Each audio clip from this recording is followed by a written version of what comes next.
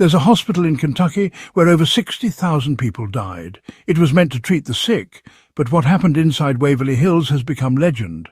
Some say the building is so haunted, it actually breathes. Waverly Hills Sanatorium opened in 1910 to treat patients during the tuberculosis outbreak. At its peak, it housed over 400 infected people at once, many of them terminal. There was no cure. Nurses turned to brutal treatments, collapsing lungs, inserting balloons into chests or removing ribs, all without anesthesia. Most patients died in agony. So many, in fact, the hospital built a secret tunnel, the body chute, to discreetly remove corpses down the hill by cart, sometimes dozens per day. Staff believed the more patients saw death, the faster they died, so they hid the bodies. But it didn't stop the screams. It only made the building quieter and darker. That tunnel, still there today, is one of the most haunted places in America. Visitors report seeing shadow people lining the walls, hearing whispers, and even being shoved while walking down it.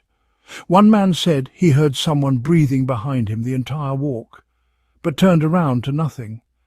And then there's room 502.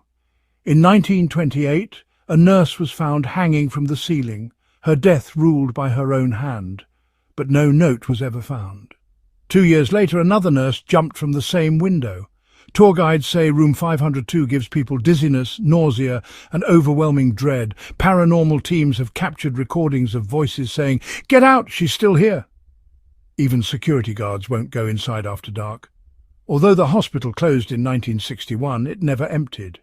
Visitors still report hearing coughs, footsteps and screams echoing down the halls.